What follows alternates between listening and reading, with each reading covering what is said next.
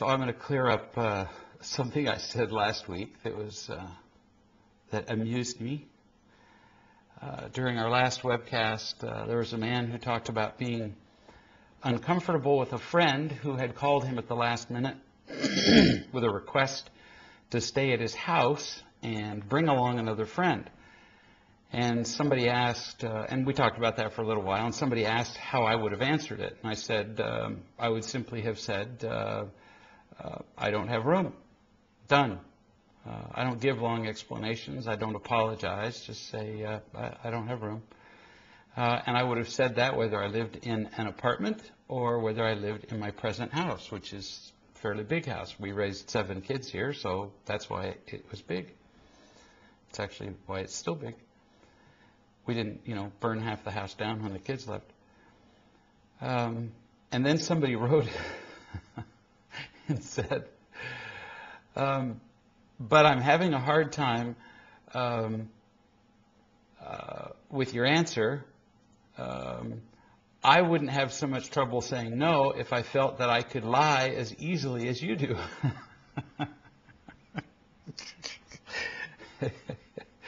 It's so sweet of you to assume that I lie so easily. I should have explained this better. Honest, I wasn't lying. No, when I wasn't clear.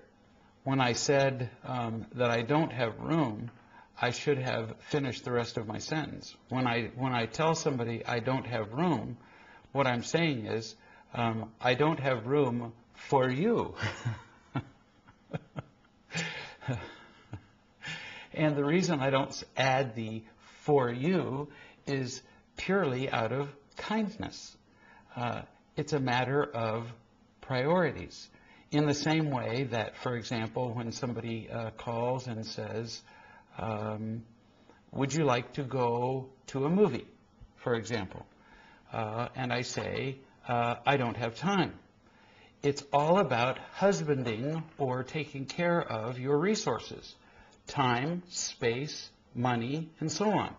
Now, when I say I don't have time, obviously there is physical time to go to a movie. Clearly there is time. But it's up to me to decide how I will spend my time. Do I wish to spend my time going to a movie with this particular person, or would I prefer to spend my time doing any of 100 other things that I have to choose from? I choose to do one of hundreds of other things that I could be doing. And so I say to the person who calls, no, I don't have time to go there, or I don't have time to do that particular thing. Why? Because I'll be doing something else. Now, why do I say I don't have time?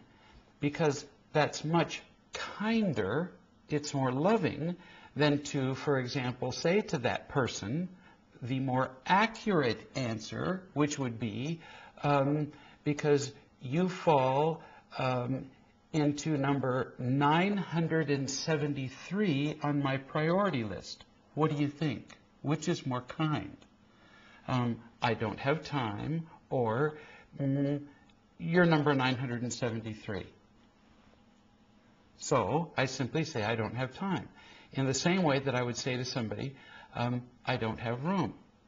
As opposed to, actually I have considerable room in my house, but I'd rather have a herd of wild pigs live in my house than have you here.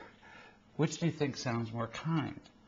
No, it's much nicer simply to say to somebody, I don't have room, than hit them, which is still true. I don't have room for you. I do have room for other things, but not for this activity, not for you. Then to tell them the real truth, which is, there are 973 other things that I would rather use my rooms for than to house you and your friend. Getting the point? I'm not lying to him at all. That was the full and complete answer.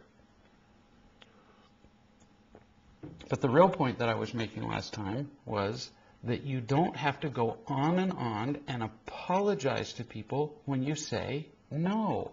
And you don't have to explain yourself, and you don't have to justify yourself. Somebody was asking me, so when I say no, and then people sometimes persist and say, well, but why? What do I sometimes say? So I wrote out a few of the answers that I really give people. These aren't theoretical answers. So what are some of the things that I say? If people persist and say, well, but why?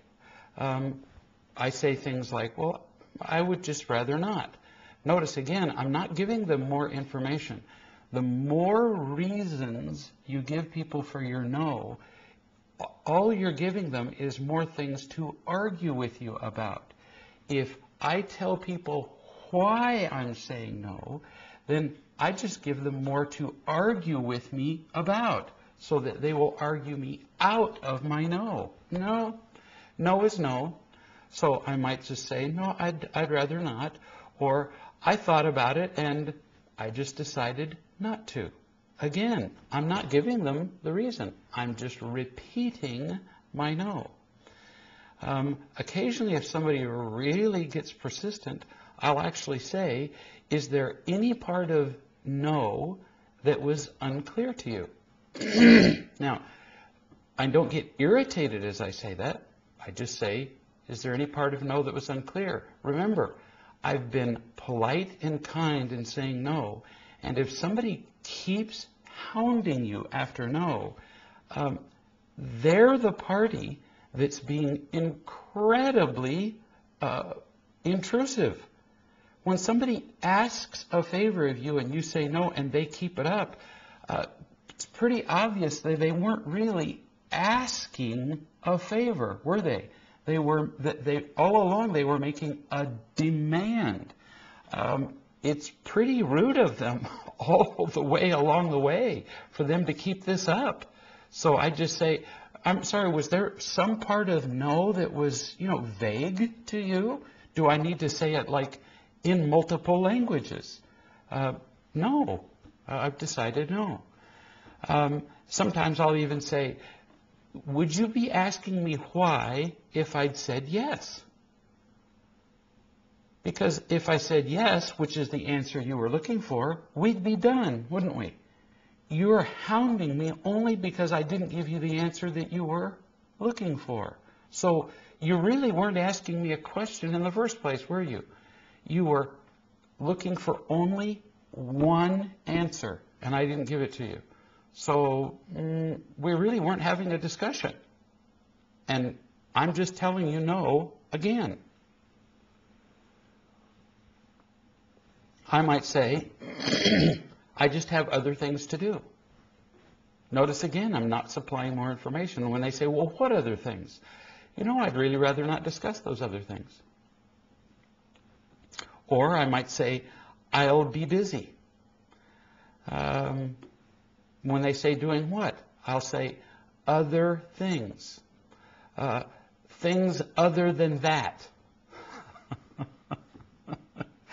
Good heavens. Anybody who keeps going past that is so rude that they don't deserve an answer other than this. Or I might say, I'd really rather not explain why, but thank you for asking. You don't owe people an explanation. Now, if you're at work and your boss is paying you to do a job, then you do owe your boss an explanation. This is all about personal things.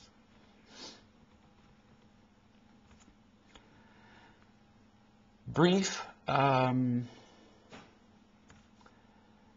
announcement. We're just sending out this evening an announcement, so you should all be getting by email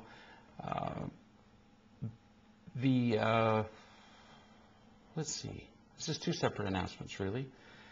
I think we've told you all enough times that PBS has green-lighted the project for the Real Love series, which is going to be on television, but they've just yesterday or today,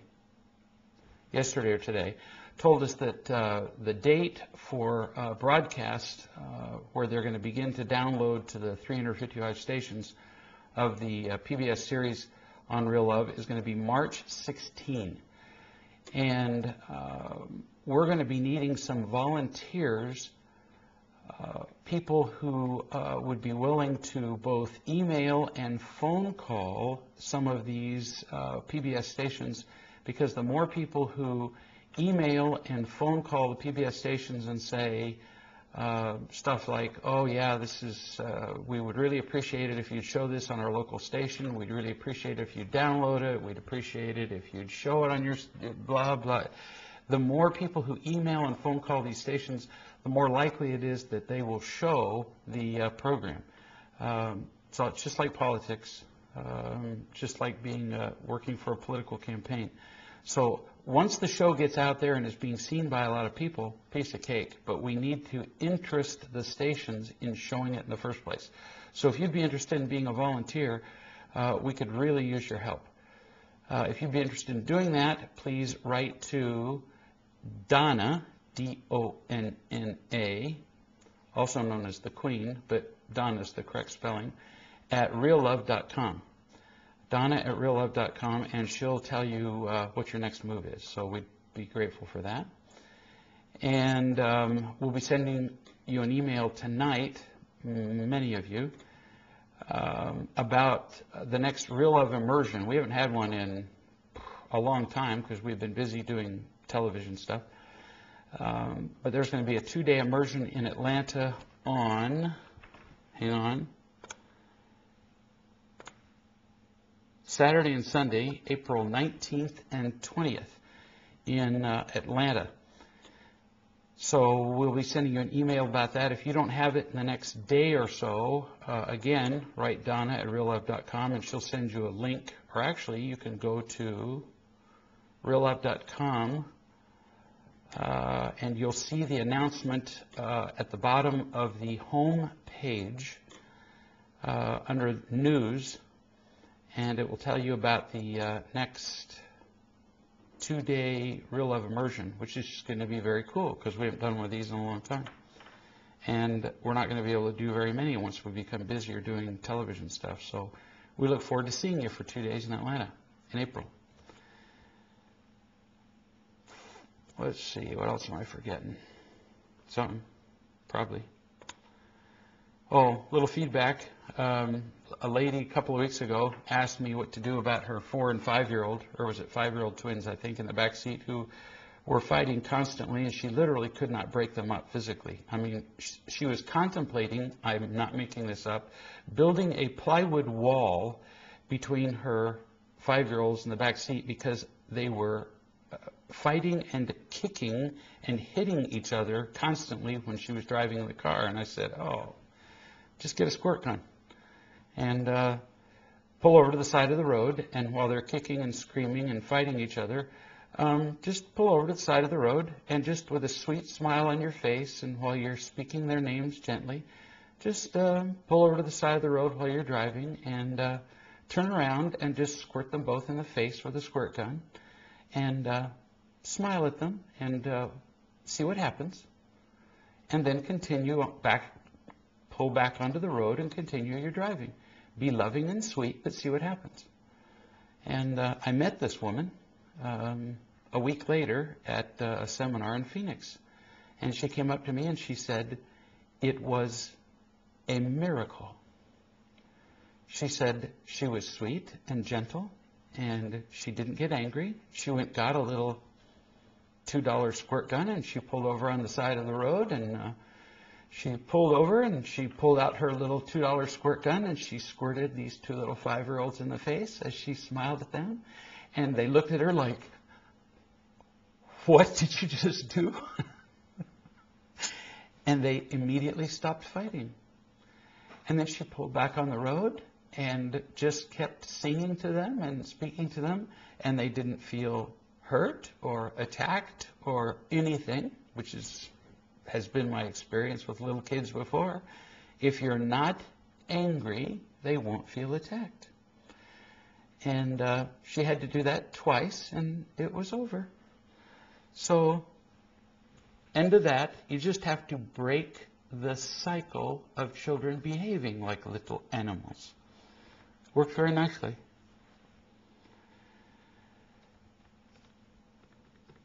Let's see, I've got only one email question that was sent to me, so you guys get to ask all kinds of questions.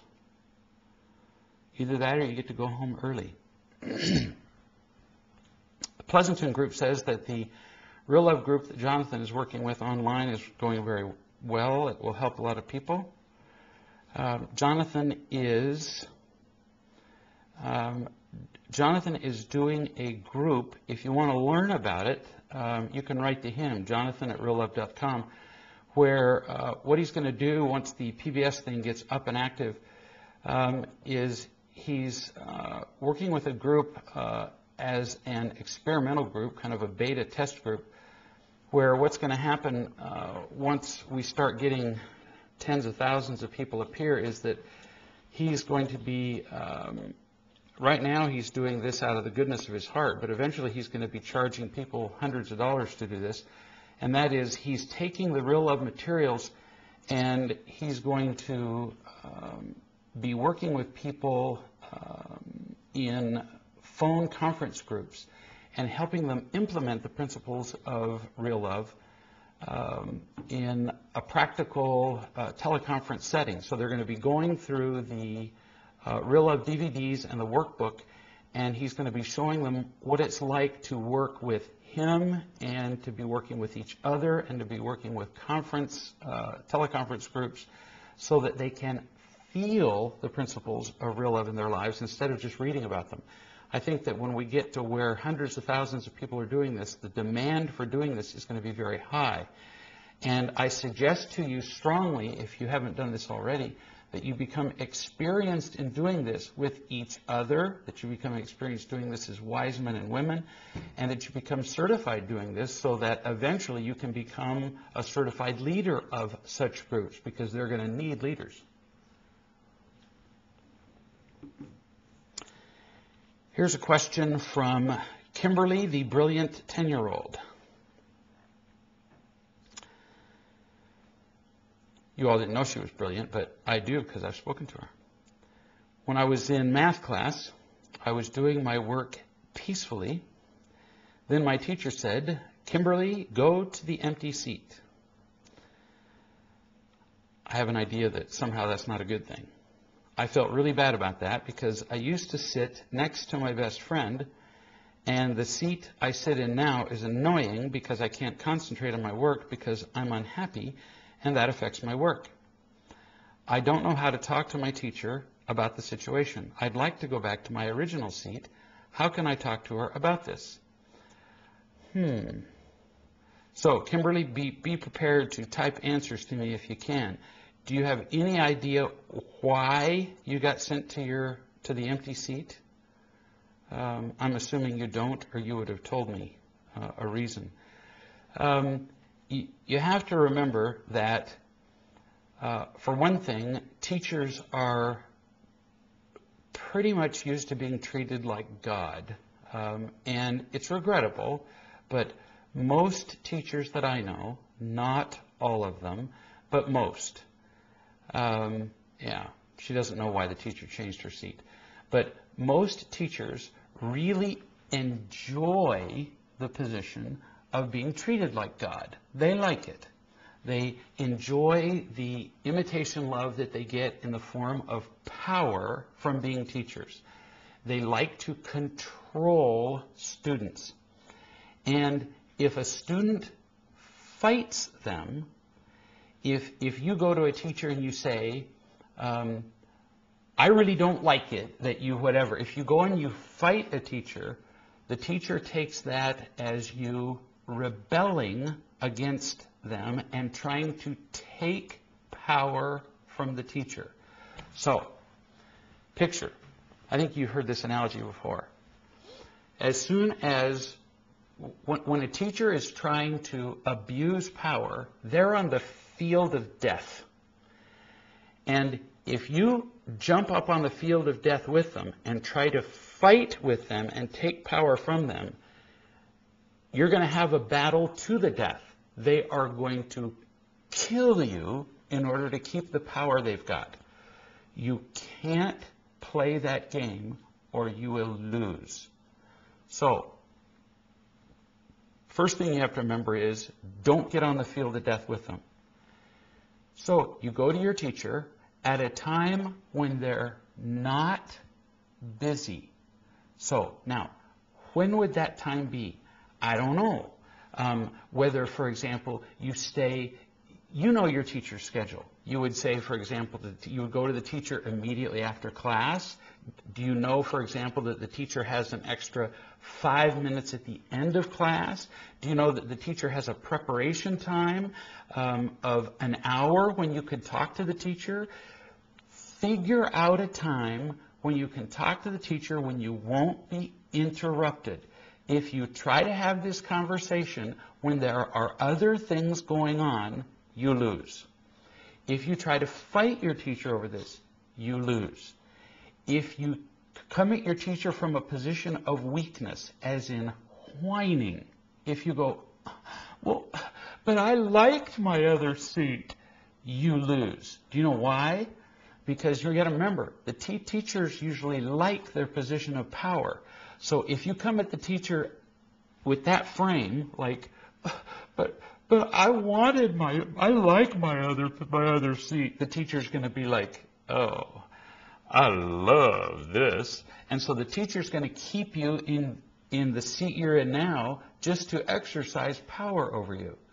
So you're going to go and talk to the teacher from a position of peace. You're going to go to your position and talk to your teacher from a loving place, from a place where you're not going to either be fighting your teacher or from a position where you need your teacher. You're going to come from a place of genuine power, a place of feeling loved. So I would first practice having this conversation with one or both of your parents. I would practice it with them until they say, yeah, this sounds good. You want to practice having this conversation with loving adults like your parents first. You don't want to have this difficult conversation with an idiot first, like your teacher. See, the fact that your teacher told you to change your seat without explaining it proves that your teacher is not loving. Following this? I mean, that was an idiot thing to do. Here, your teacher spoke to you as though you were an object, as though you were an animal, like a slave. Hey, you, move. I mean, what a rude, inconsiderate thing to do. Do you think your teacher would have dared do that to me? No. So your teacher spoke down to you because your teacher thinks that your teacher sees you as an object of power. So first you said it, you're going to practice having this conversation with a loving adult like your parents. You're going to have it at a time when things are not in a hurry. And then you're just going to calmly say to your teacher, the other day you moved me from this chair to this chair. I had previously had an attachment to being in the chair that I was in. Now, you obviously have the right to put me in whatever chair you wish. Now, notice what I just did. You're not fighting the teacher. You're acknowledging to this big baby, I don't know if it's a man or a woman, she, you're acknowledging to this big baby who is enjoying power. You're saying, oh, master of the chairs. I mean, how pathetic is this? That you have to acknowledge that she controls the chairs, but she does. You say, it's up to you where I sit. It's your right to determine. Because if you don't acknowledge that, she's going to prove she has the power to put you where she wants by saying, you're going to stay where I put you. See the point? So you say, I'll sit wherever you want me to sit. I just wanted to talk to you to see whether I had done something wrong, whether I had made a mistake, Maybe there was something that I had misunderstood. Is there something that I could do differently so that I could perhaps earn the right to sit where I had sat before? And then you could perhaps describe to her why you enjoyed that seat. I enjoyed the vantage. You might say, I could see you better there. I could hear better there. You might say, in the seat where I am now, I'm distracted by the behavior of a particular student. Give her some concrete reasons how you're learning. Pay attention to me. If you just say, well, I like to be in my other seat because my girlfriend's there. She doesn't care. She doesn't care. If you tell her you like being in your other seat because your friend is there, she's going to go, pfft. If you can give her some reasons how your learning is affected, my view is better there, I hear better there, the behavior of some student in this new seat is distracting there. If you can give her some concrete, reasonable reason why the former seat is better and the new seat isn't as good, you may have something to talk about. So, is all that making sense?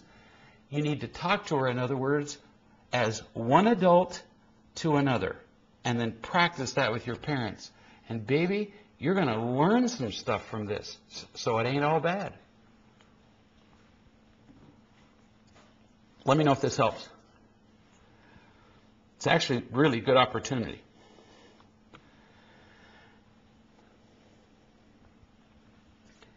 Angela says, I have some friends that I don't want to spend time with anymore. I could give you a laundry list of things that they do that are annoying and unloving. They're not interested in learning anything, really. I love them, but I don't want to spend time with them anymore. How do I say goodbye without making it about them? And does this make me break like 50 of the commandments that tell me to love my enemies, bless them that curse me, and so forth? No, it doesn't. You're not breaking the commandments. There are oodles of people whose happiness I care about. Oodles of people whose lives I would like to see improve. Oodles of people that I love. And I choose to spend my time with other people. So you've said it all right here. I just don't want to spend my time with them anymore. And so what you can do is you can say, you just don't make an appointment to spend the next time with them. You know, there were some people that I used to spend a lot of time with, and I just didn't make the next appointment to spend time with them. Pretty much anytime we spend time with somebody, we say, I'll see you the next time, right? Well, I didn't. And then they would call me and they'd say, well, you know, let's get together Thursday. And I'd say, you know, I'm going to be busy Thursday. And then they'd call me back a week later and they'd say, well, let's get together Tuesday. And I'd say, I'm going to be busy Tuesday too. Now, does that mean that on Tuesday I had like an appointment to do something else? No, but Tuesday I didn't want to be with them. I had just figured out that the time I spent with those people, I wasn't getting much out of it. They didn't appear, their lives weren't growing in any way. Do the math. If my life isn't growing, spending time, if my life isn't growing much, spending time with them as it is spending time with somebody else, and if they don't appear to be growing as a result of my spending time with them, well, what's 0 plus 0? I'd rather spend my time with people where I feel like either I'm growing or at the very least they're growing. Pretty simple math. So you just don't keep making time, and after a while they catch on. In fact, I've even been asked by some people, so it appears that you don't really seem to want to spend that much more time with us. Well, things change. And I've just said that. Things change.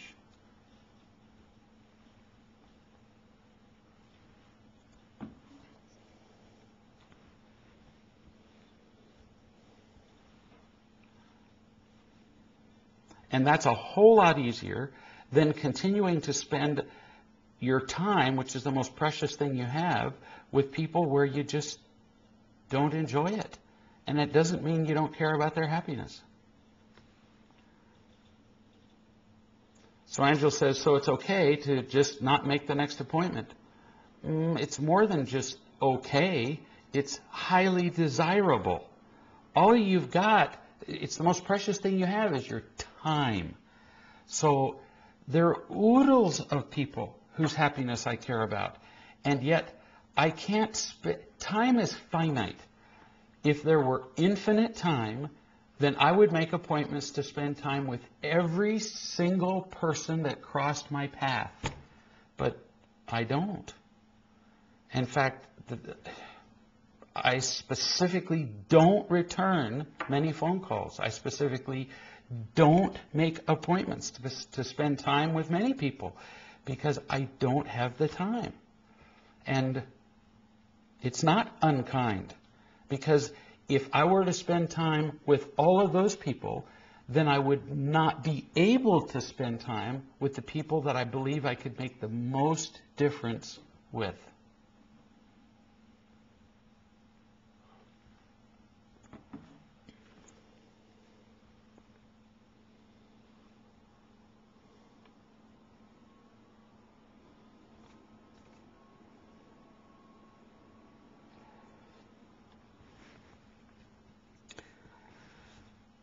So how do you know that you're not chasing imitation love when you stop spending time with some and then spend new time with others?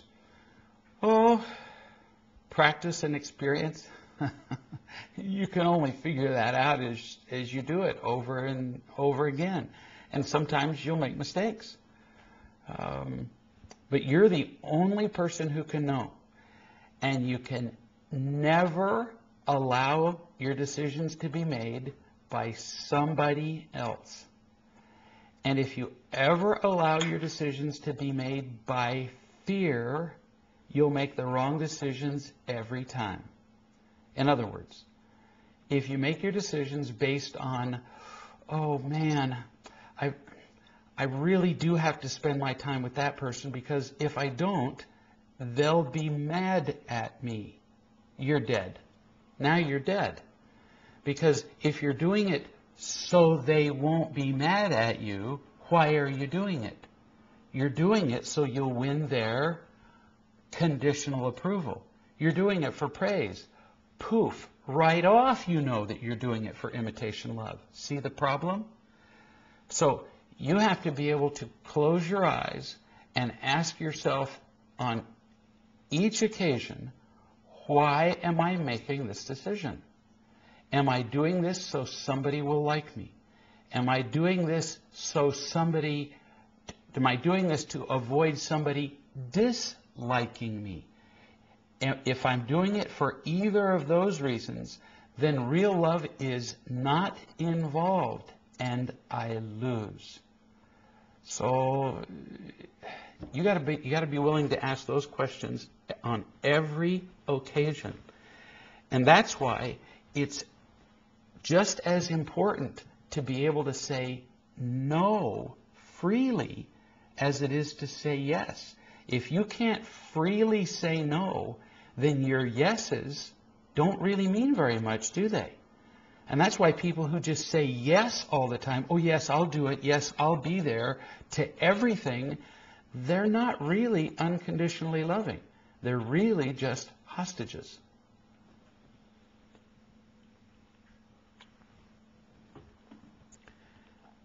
Here's somebody who says, I've heard people say that if you didn't want to spend time with someone, it means that you're not loving enough to be with them.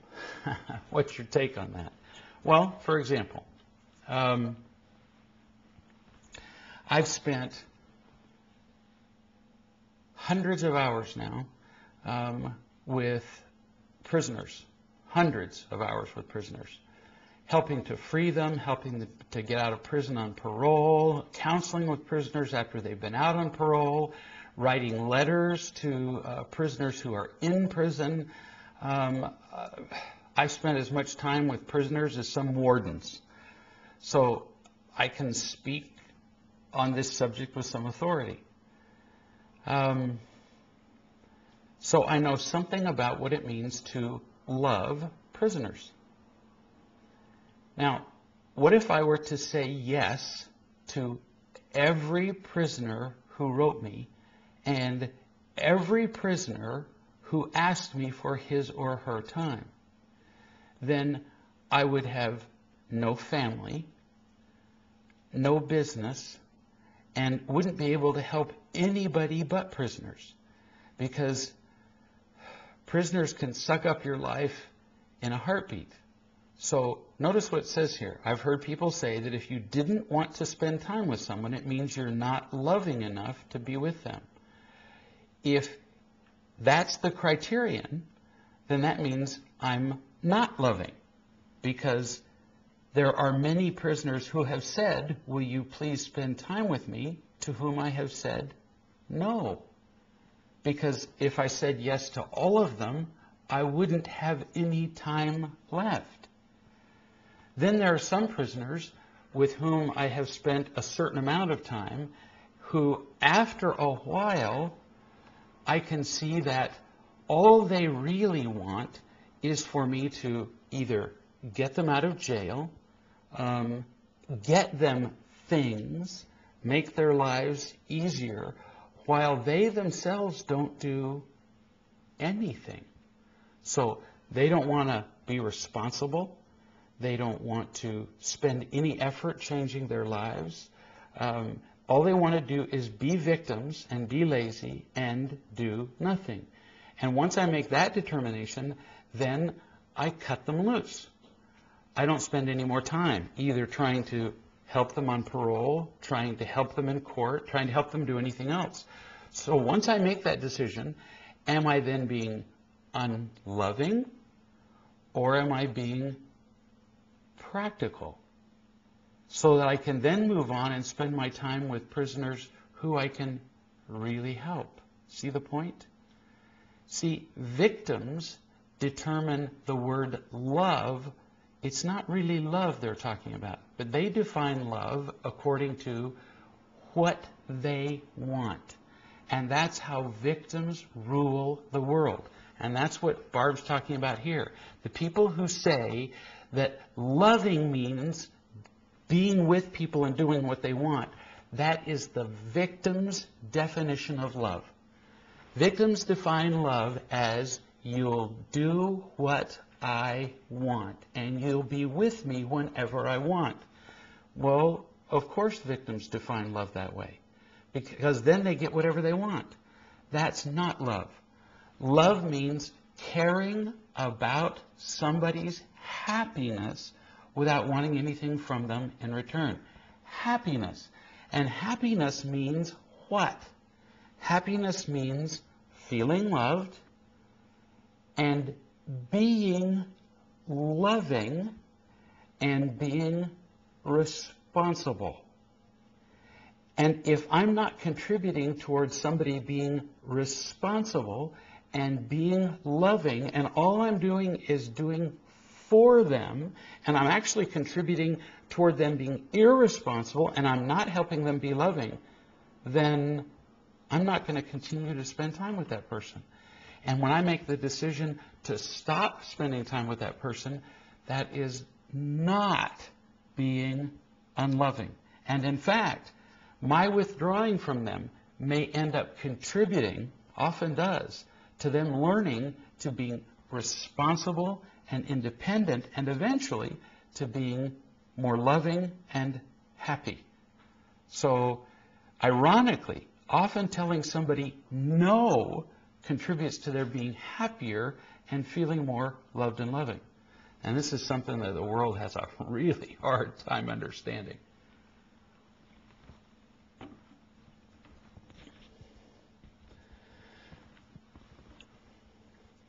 Maria says, real love calls. What's the difference between me telling the truth and me getting imitation love for being a victim? When I make a real love call, I'm usually feeling like a victim. You're welcome, Barb. This is a hard principle for many people to get. Because victims rule the world, they define love in such a screwed up way that victims will make you feel guilty any time you don't do what they want. And it's wrong. It's just flat wrong. Sorry, Maria, I get distracted. It's all Barb's fault. That's a little victim joke. What's the difference between me telling the truth and getting imitation love for being a victim? Getting imitation love for being a victim looks like this. Victims blame everybody else. And then victims look for people to agree with them. Victims say, him, her, look what he did, look what she did. And then victims wait for everybody else to go, oh, that's so unfair. Oh, how could they do that? Oh, I feel so sorry for you. I feel so sad for you. Victims look for allies. Victims look for agreement. Victims look for sympathy. They look for sorrow. That's what victims look for. Victims don't tell the truth about themselves. Victims tell the truth. Well, they usually tell lies, but let's assume victims tell the truth. If they do tell the truth, they tell the truth about everybody else and everything else. Whereas, if you really tell the truth, when you're not being a victim, you tell the truth about the decisions you make. So, let's say that you're married, and your husband really was selfish, unkind, he lied, he was angry, he made all kinds of mistakes. Okay, if you're not being a victim, you say, when my husband said these unkind things, and he did these wrong things, and when he did this and this and this, it's all right, when you're telling the truth about yourself, to briefly describe what your husband did, only to provide context, to provide kind of a setting for what you did. Notice, I just described, here's what my husband did in usually 1 or 2 sentences. That's it. Done. Then you say, so then when my husband did this and this and this and this, 1 sentence, maybe 2, if you're really wordy. Then I did this. I responded by being unkind.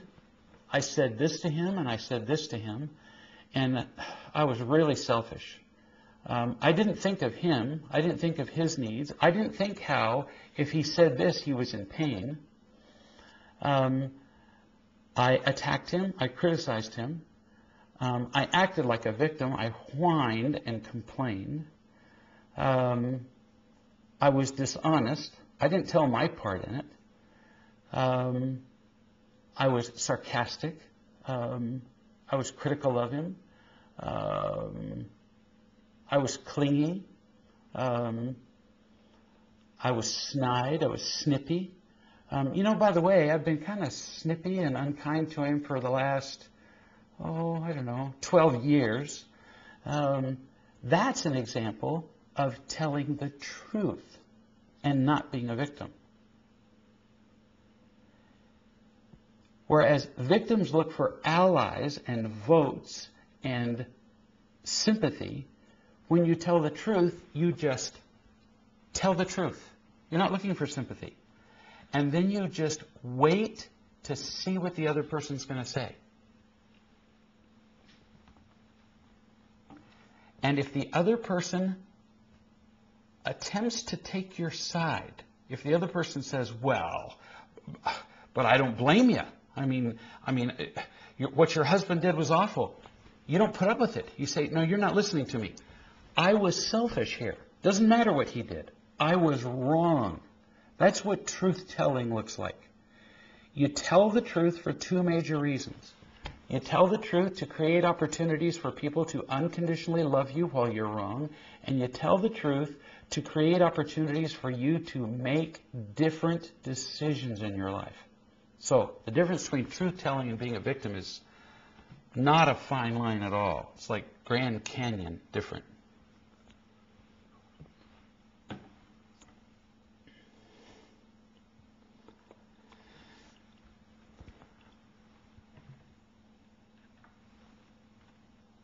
My parents, this is John, my parents have always put down people who appear to live a life based on, if it feels good, do it, or if it makes you happy, do it. They've always stated that these people were selfish and spoiled. So every time I hear you speak of doing things that make you happy, I see selfishness. The test that I hear from you tonight is to use the following. Is my happiness based on how others will feel about me, or that it will make them happy if I do X, Y, or Z? Then there is a problem. Right. I have not expressed this perfectly. I hope you can sort it out for me. Yeah. The problem with the problem has been that people have not understood what happy means. So if it feels good, do it. Well, good heavens. If it feels good can apply to anything. For example, we had an example here from a 10-year-old who brought up the example, Kimberly, who brought up the example of her teacher.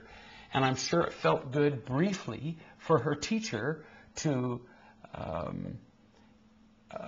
in a powerful way, abuse her position as a teacher to just say, hey, you, get out of your seat and move over there to the empty chair.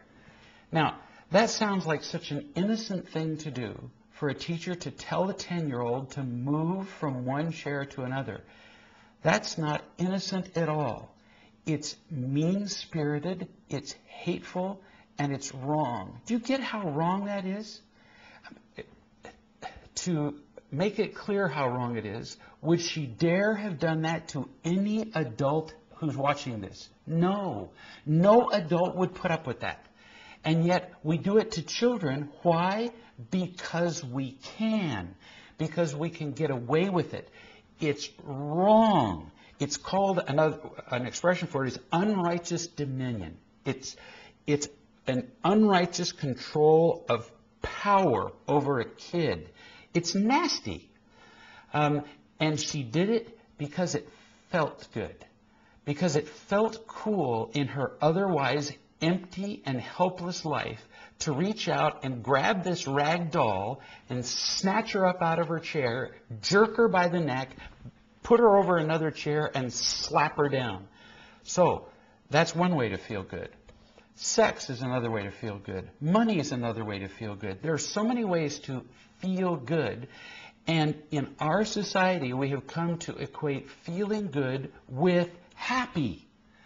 That's why the world is falling down around our ears, literally the entire world, because we think feeling good is happy. For example, falling in love. Watch any commercial on television about matchmaking. Match.com. Look at these two people who are smiling into each other's faces and going, oh, we were just made for each other. And everybody falls for that. Well, we're in love. And so, because we're in love, and because it feels so good, then it must be happiness. Wrong! If something feels good enough, it must be happy. No! Happiness is far more profound than that. Happiness lasts longer than that. Happiness requires the test of time and endurance and affliction. Does your happiness last even when things are tough? That's happiness. Does your happiness have nothing to do with things? When two people meet in the hall and somebody says, "So, how are you doing?" "Fine." What people mean is, things are fine. No thing is going badly. Our happiness is tied to how things are.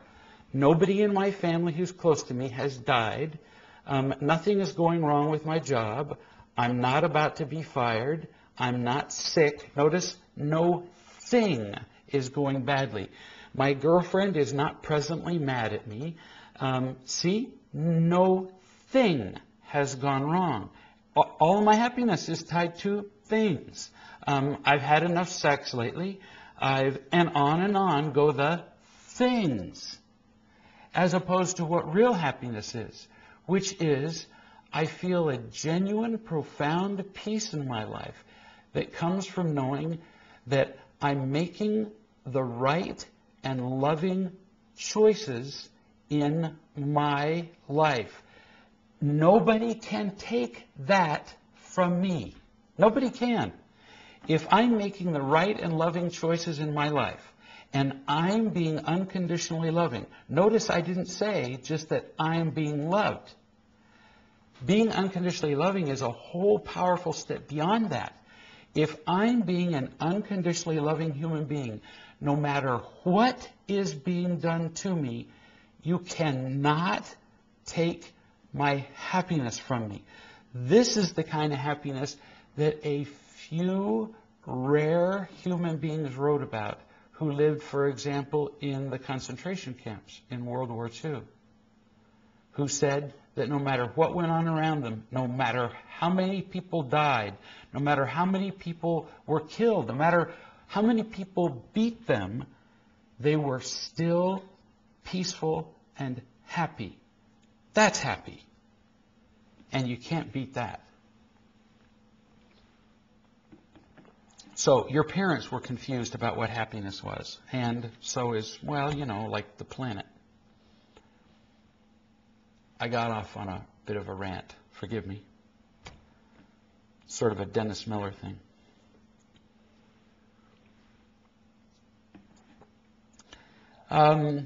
Somebody's asking, what getting and protecting behavior am I using when I need to be right? Let's go backward a little bit. First, what imitation love are you using? And that is power. If I have to be right, then it's power. I'm getting a sense of power over everybody around me when I, in my grandness and greatness and in my glory, have to be right and have no respect at all for you. I don't care about you. There's also a little element of praise in there too, over being right. And in order to maintain that power and greatness and glory, and get some of that praise, what technique do I use? What am I willing to do to be right? What am I willing to do to you? I'm willing to use my reason and my intellect and my argument and all of that to win. Being right, of course, if I'm right, then I'm willing to do almost anything on the planet to make you wrong, which involves intimidating you, it involves putting you down, involves making you small, it involves sometimes even outright deceiving you, it involves attacking you. Simple. Being right involves attacking. It also involves, because in order to be right, I wouldn't hesitate to, although it's often unconscious, I also don't usually hesitate lying to you. Sometimes I'm not aware of it, but if in making a persuasive argument, I have to slightly bend the truth in order to be right, so be it, tough. So often, in addition to attacking, I will also lie, and too bad.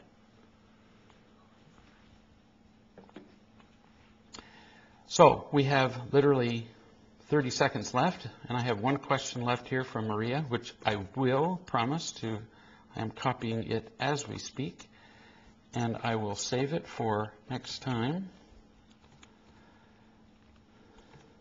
Done. So, it's been a wonderful hour. Next time we will start with Maria's question. Keep in mind, if you don't get your email soon, that we are going to have in April, a 2-day immersion, and we're looking for volunteers again to write the PBS stations. Love you guys tons, and we'll see you next Tuesday. Thanks for being here.